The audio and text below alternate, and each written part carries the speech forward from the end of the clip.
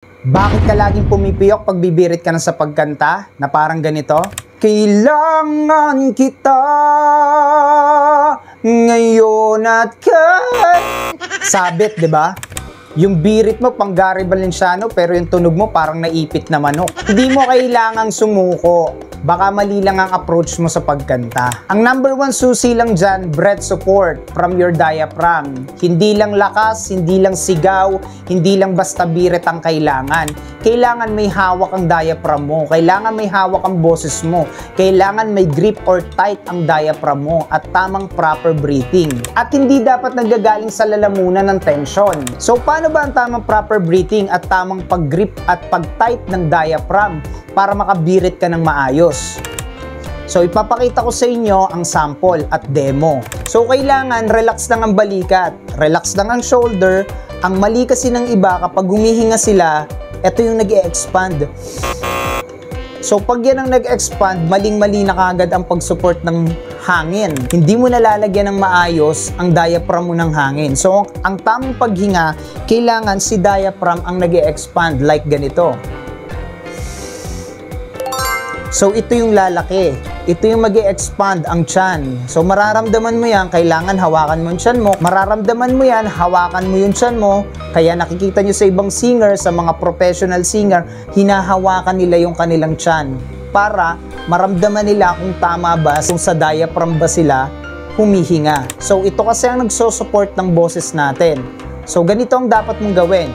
Relax lang ang balikat, expand ang diaphragm, huminga from your nose, not from mouth, kasi may tendency hihigop ka ng hangin, pwedeng mag-dry ang lalamunan natin. I-ready ang pagbirit.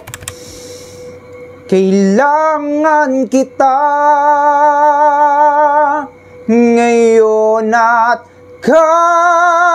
kailanman. So kung nakita nyo ang diaphragm ko, nag-push in siya na parang ganito, para ma-hit ko yung tamang high note na kailangan kong i-hit sa pagkanta. Ang mga maling ginagawa ng iba, kung hindi ako hihinga, hindi ko susuportahan ng diaphragm ko, ganito ang nangyayari. Walang support ng diaphragm, ganito ang pagkanta ng mga maling singer. Kailangan kita ngayon at sumasabit agad sa lalamunan kasi nandito lang lagi ang tension nila. At pinaka-importante, wag na wag mo nga habulin ng tono. Ihanda mong sarili mo kapag may high note na. I-set up mo na. Ibig sabihin, relax ka lang, huminga ka ng tama from your diaphragm, at huwag ka agad kargahan ng emotion na parang aligaga ka na kaagad na kailangan kasi meron tayong high note na i-hit, tapos aligaga ka na kaagad, hindi ka na mapakali. Ang ending, sasabit ka talaga. At wag na wag lalamunin ng tensyon. Yung leeg mo parang may hawak na microphone yan. Pag tense yan, sorry, babagsak ka talaga. Pipiyo ka talaga na parang ganito. Kailangan kita ngayon at dito siya yung tension eh. So pipiyo ka talaga. Kailangan ready si diaphragm, ready ang sarili. Kailangan walang bara ang lalamunan. Kailangan ready ang katawan natin, ready ang diaphragm, ready ang mga muscle natin para pag bumirit tayo, doon natin mabibigay ang pinaka-best natin. Kaya next time, bago ka bumirit, tanungin mo muna sarili mo, ready na ba ang katawan ko? Wala na bang bara sa lalamunan ko? At inuulit ko kung paano natin gagawin, kung paano bumirit, kailangan ready tayo. So, ide-demo ko ulit sa inyo ha. Breathe from your nose and ready your diaphragm.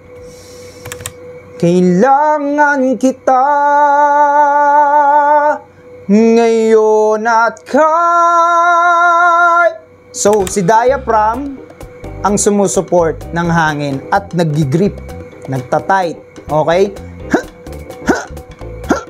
At pinupush mo papasok para makabirit ka ng tama. Kung gusto mo ng mga ganitong content, huwag mo akong kalimutang i-follow. Mas marami pa akong tip na i-share sa'yo. Sa mga gusto namang magpaturo one-on-one online through video call, kahit nasaan ka pa naroroon, walang problema dyan. I-message mo lang ako sa ating Facebook page para mapag-usapan natin at maturuan na kita. Makapag-start ka na sa singing journey mo. Kanta lang ng kanta.